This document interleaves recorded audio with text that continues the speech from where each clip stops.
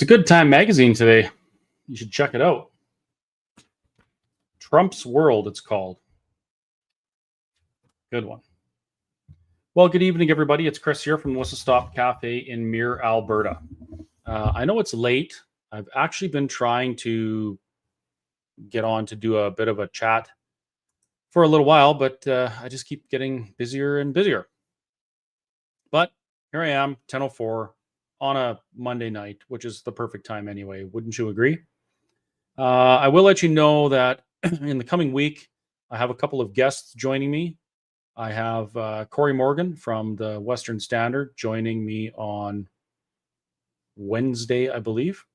And I have Jim McMurtry. He is the BC school teacher from Surrey who got fired for remarks about residential schools. And now Jim is traveling around the province speaking truth and getting tomatoes thrown at him for it. He's been traveling around with Frances Widdowson and Dallas Brody. Dallas is the leader of One BC, and she is making some huge gains in BC just by speaking the truth. So hopefully we'll be able to get Dallas on as well. But we have Corey and Jim lined up. We'll have Don Sharp on right away to talk about the situation with EMS in Alberta. And he's going to let us know why he posted what he did about the NDP and their fake virtue signaling supporting EMS under the guise of Sarah Hoffman actually caring, which maybe they do, maybe they don't. I don't think they do. Anyway, I'd appreciate it if you can't hear me, just put up a comment. If you have a question, put up a comment, but I'm going to get right to it. Alberta will never stop being screwed as long as we remain within Confederation. That's a fact. I wish it wasn't true, but it's a fact. There's no way around it. We're not going to get the things we need. We're certainly not going to get the things we want.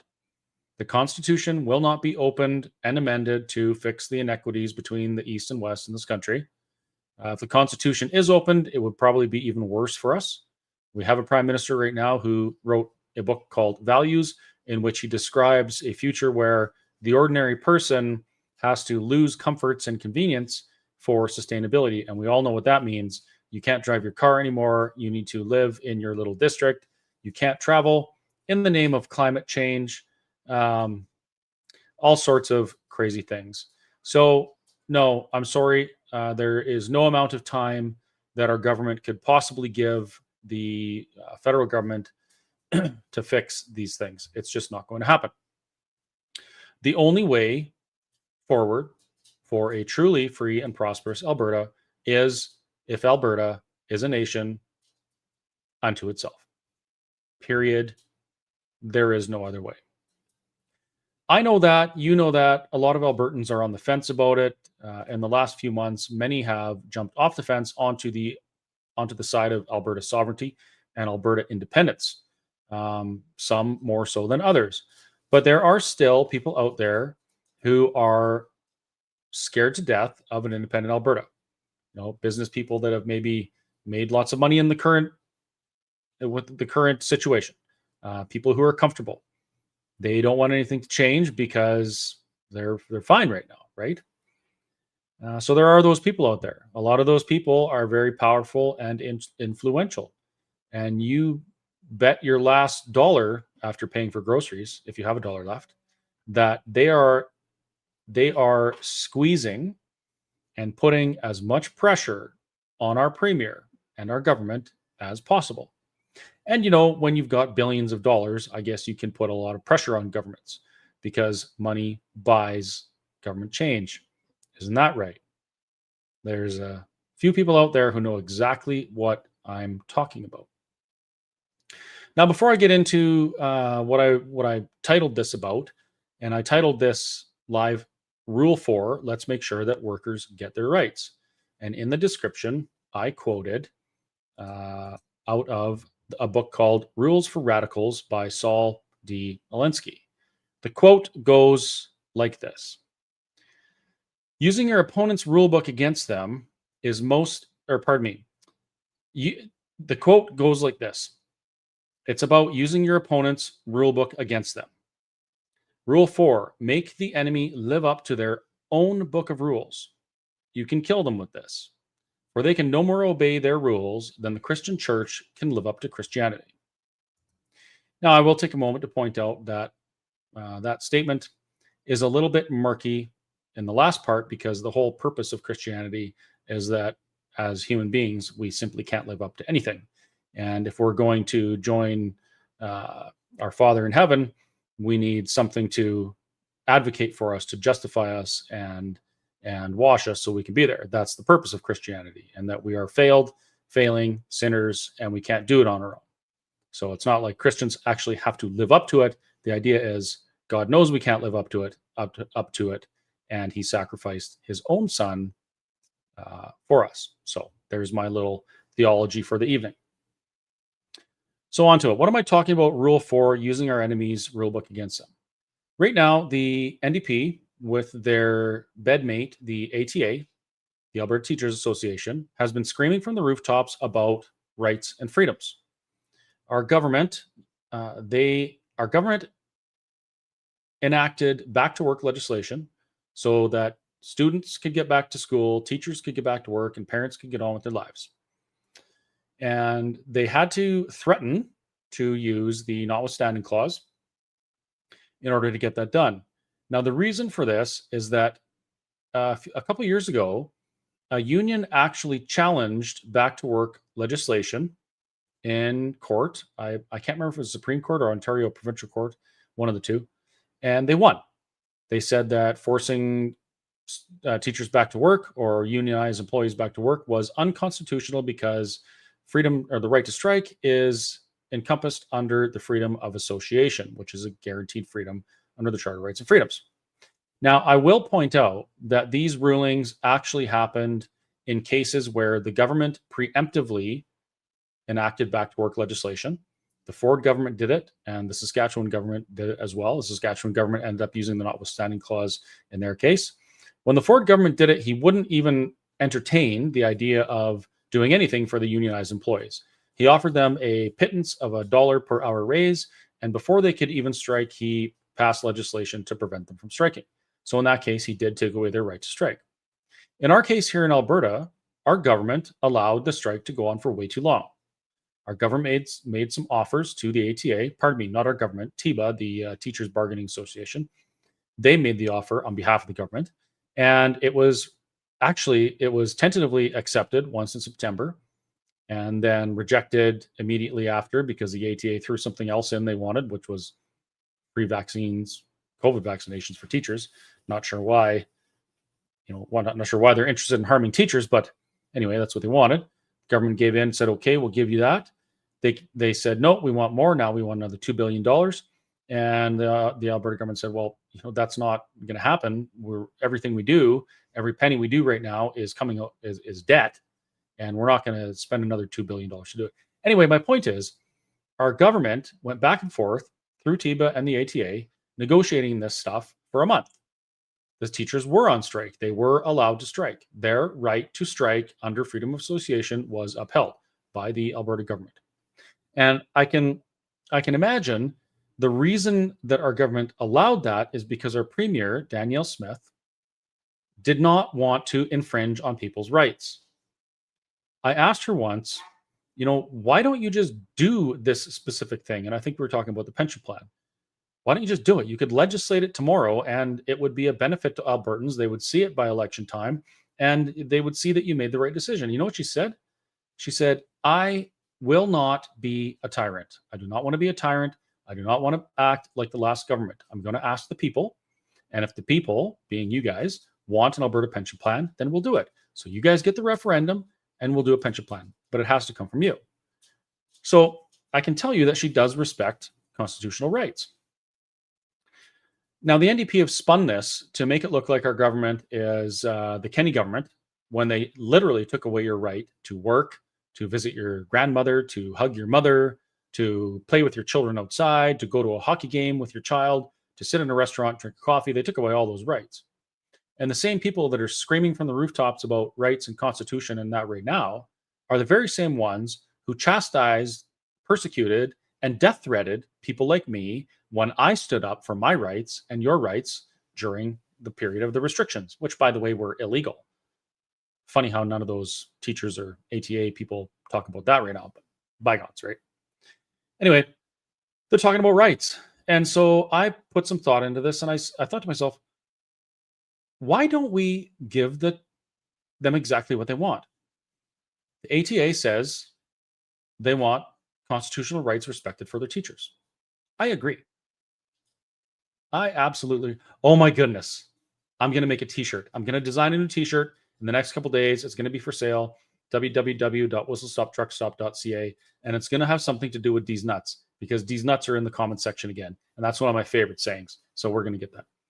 Anyhow, oh, man, that's like something shiny in the comments, and I got all distracted. Anyway, let's give the workers the rights, shall we? Do you think that's a good idea? I think it's a good idea. How do we do that? How do we make sure that the rights of workers are upheld and respected by our current government? I have an idea. Last week, I sent a copy of 2 proposals for bills to be put through the legislature that would accomplish this. I sent copies out to every CA president in the province, so they have them.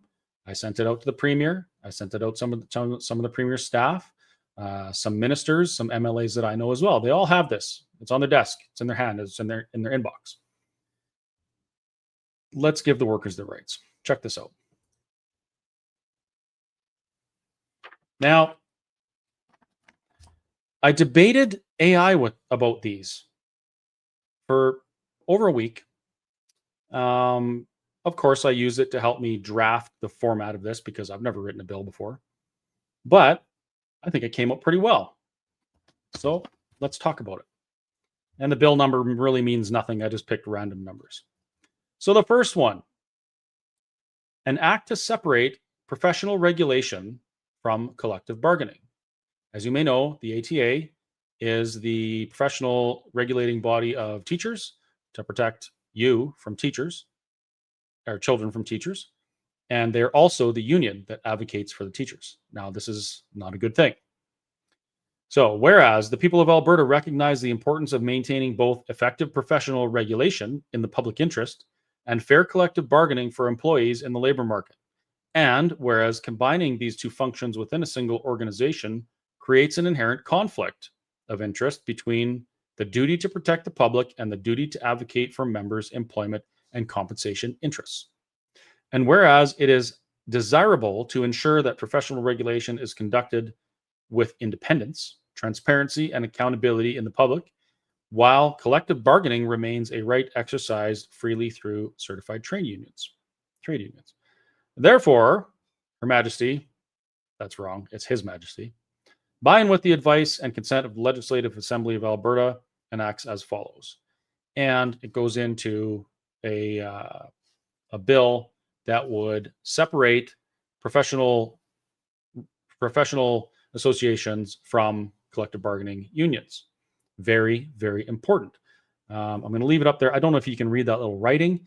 You can probably ask your CA office if they can give you a copy of it, or maybe I'll just post it on my website in my blog section. Who knows?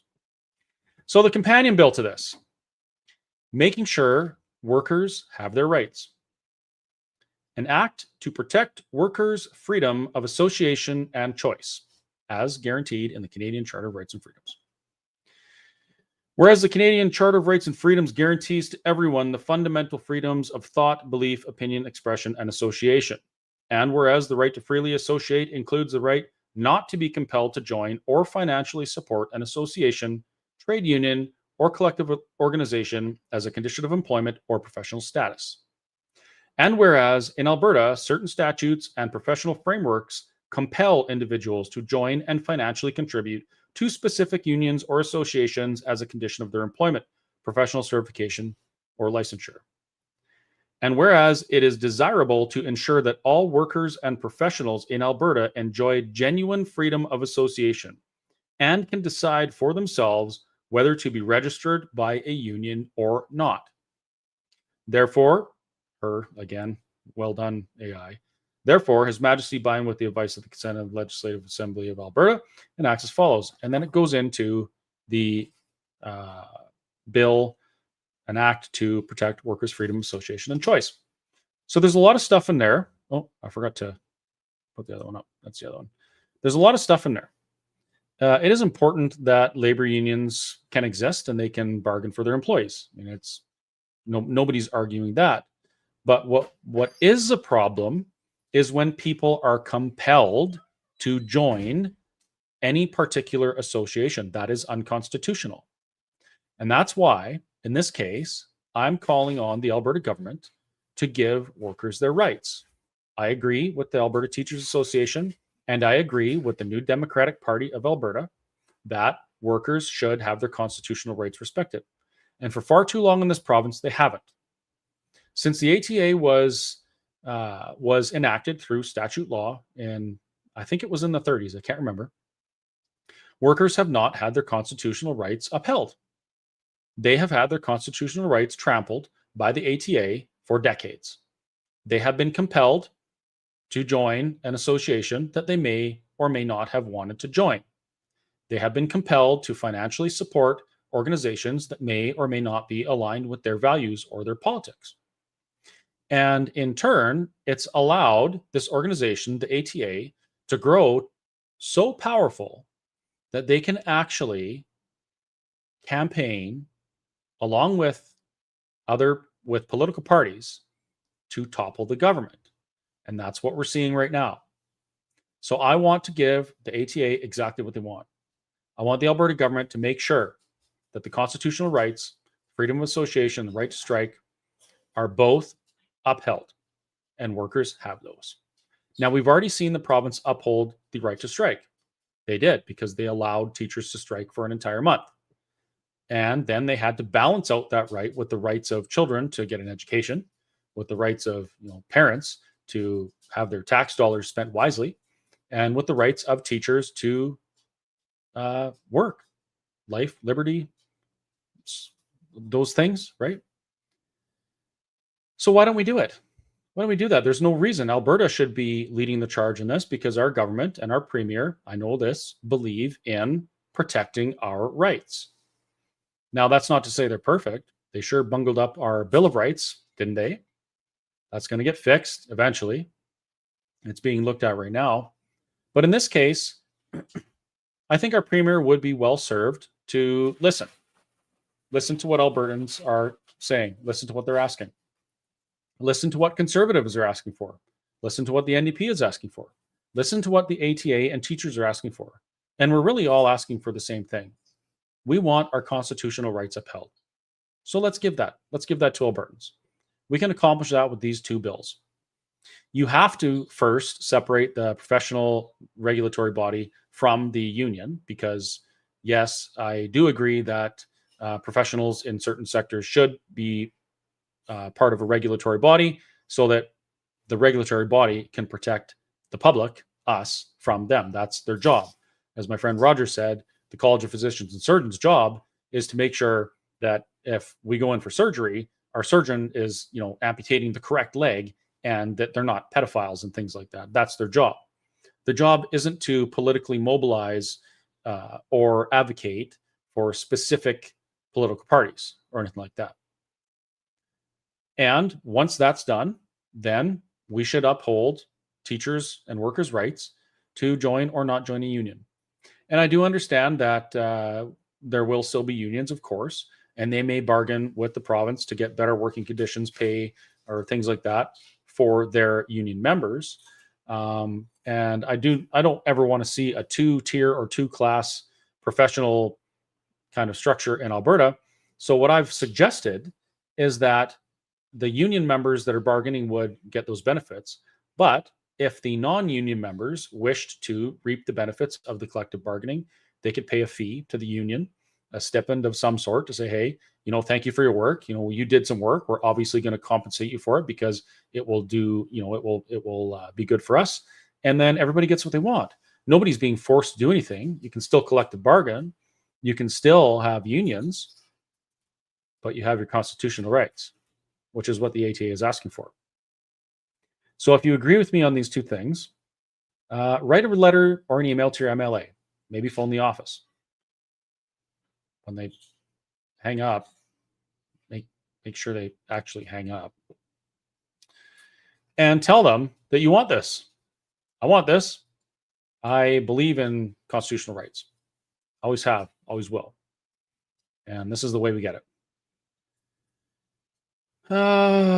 Questions in the comments section. Let's see here. Mary, speaking French in the comment sections again, I see. Mary asks, whose idea was it to F with Alberta's Bill of Rights? Well, it was actually our idea. A group of Albertans. We wanted a more robust Bill of Rights. We wanted it opened up and changed so that we had rights affirmed in there that we didn't have before.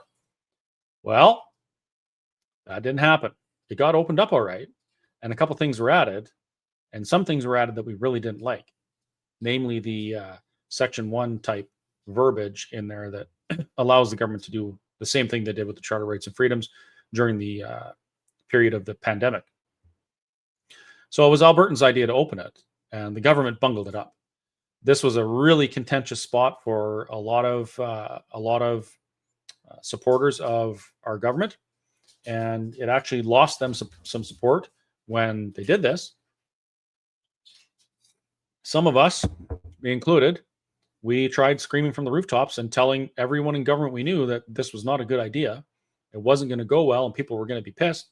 But they, for some reason, decided that this was the best thing to do, and they did it. And it's done, but we're going to change it.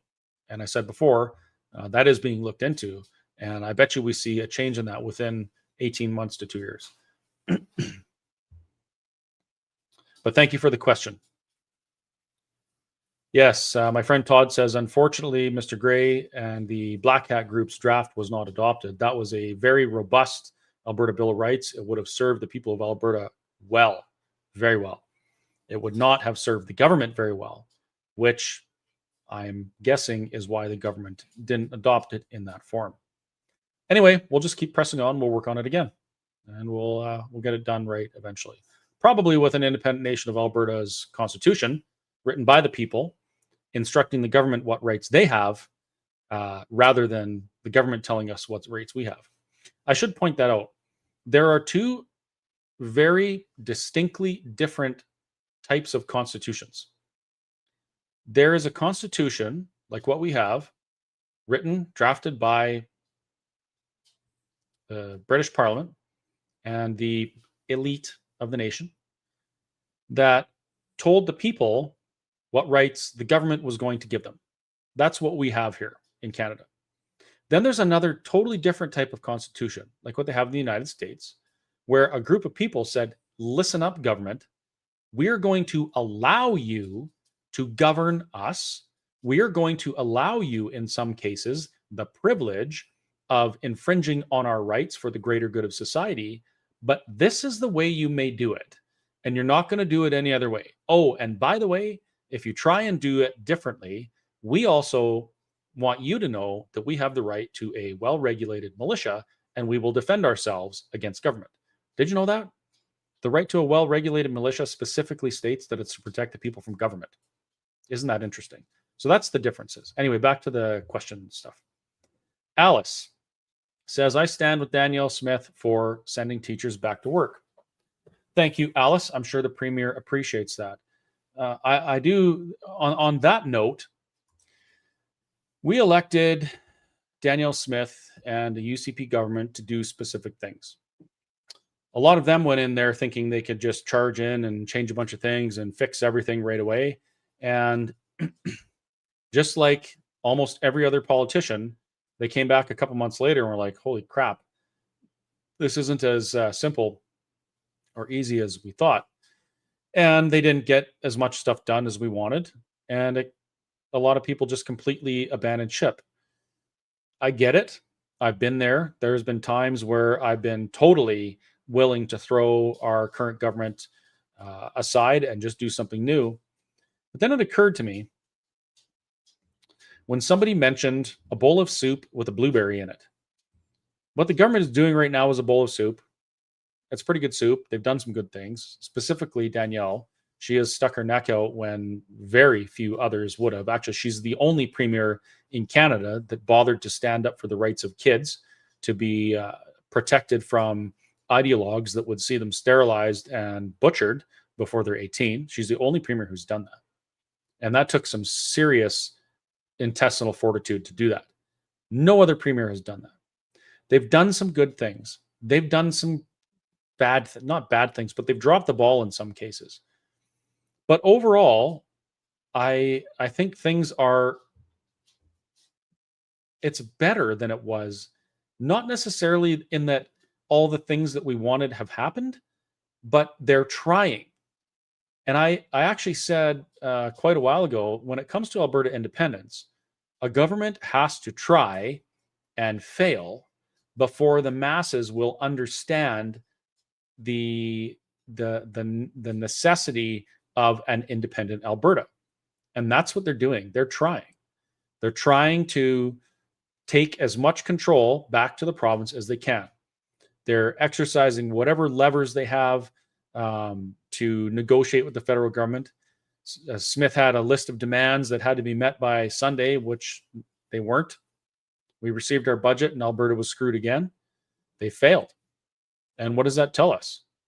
That tells us that nothing is going to change, even if we have a government with a leader who has the balls to go head to head with Ottawa. Even Smith can't change it. And what has she said about changes that we want as Albertans? She's said, Alberta, if you want something, tell us and we will listen. If you want to do this, tell me and we'll listen. She said, do the referendum, petition for a referendum. If you want that, petition for it, bring enough people and we'll do it because we're government and we will listen. But at the same time, she's trying to prevent that because she is, I think she's like I was 2 years ago at an Alberta Prosperity Project meeting when Dr. Modry asked, what type of sovereignty do you want? One of the outcomes was Alberta is stronger. We're managing our wealth and affairs, free of interference with the federal government, remain in confederation. I always put my hand up for that because it's not necessarily independence that I wanted. It's sovereignty. I want Alberta to be sovereign in its decisions so that it doesn't matter what Ottawa wants to do. We just do our thing and we still stay part of the larger team because, I mean, who doesn't love Canadians? Canadians are fantastic, although a lot of them are real dolts right now in that they're not paying attention to what's going on, or maybe they're purposely ignoring it. Other people just wanted plain old independence. They want to be an independent nation of Alberta. And I thought about this and I asked myself, what is it exactly that, why is it that I want to be independent? And it wasn't the nation thing. It was sovereignty. And since then, I've learned that the only way to achieve the sovereignty that Alberta needs is through independence. We cannot get it trying to negotiate with Ottawa. It's impossible. Danielle Smith is actually showing us that right now. And I really believe that she wants to make it work. She wants to make it work in Canada. She really, really does. And the reason I think that is because even though it's very difficult, she's taking rotten tomatoes even from her own team by doing so, knowing that a government must try and must fail before we can be successful in achieving independence. So I believe her in that. And I believe her when she says, if you guys ask for something, if you get the referendum question on the table, I'll respect it. That's what a leader does. Back to the questions. Mo says, I still feel Alberta is divided. I'm worried about our cities, especially Edmonton. 100% we are. Absolutely. We're not just divided in this province or in this country. We're divided as a species. There's gaps in our ideology that are the Grand Canyon. And there is no way to bridge that gap except through a spiritual revival. Plain and simple. We're not, the things that we argue about aren't necessarily just policy. Oftentimes they're they're literally right or wrong. They're good or evil. And we argue about these things. And that's not a policy thing. It's not something a government can change. That's why some of the triggering issues that governments get involved in are so difficult for them to manage, because it's not a policy problem. It's a society problem. These things are things like, well, a few years ago it was gay marriage. Now it's trans rights, abortion stuff, abortion issues, right to practice or pray in public, those types of things. Those aren't anything the government should ever be involved in. It's not policy. That's morals. That's what that is. And when the government dips their fingers in that, it's an unwinnable situation. Yeah. Anyway. Beyond 400 says, how Alberta D's nuts on your chin? Well, unfortunately, you little soy boy freak, those things, Albertans don't actually classify those as nuts. What you have there are, I actually don't know what it is. And it doesn't really matter anyway. Nobody wants any part of you on their chin. But thank you for being here. I appreciate that. And I like the emojis. That's awesome. And that's it for questions. No actual questions. It's just mostly comments. So I'm going to wrap it up. It's 10:30, which is my bedtime, but please talk about these two bills. One, an act to separate professional regulation from collective bargaining. And two, an act to protect workers' freedom of association and choice. Let's give teachers, union workers, the ATA, and Gil McGowan exactly what they want. Let's make sure that workers in Alberta have their constitutional freedom of association respected, upheld, and affirmed by this government. Let's give them the right to choose. And in doing so, I'm sure it will help our NDP advocates in the AFL and the ATA and QP. I'm sure it will help them build their membership, because, of course, everybody that is compelled to join one of those unions that are completely separated from what they believe in, they do it of their own free will right now. So nobody's going to choose not to support the unions, right? Right. Night, everybody. See you later.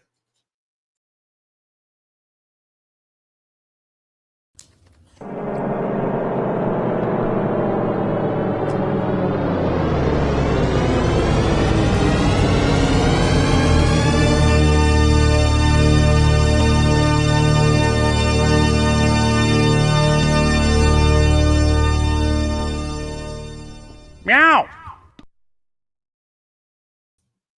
Email your MLA tomorrow and tell them that you want this government to uphold the rights of workers in Alberta.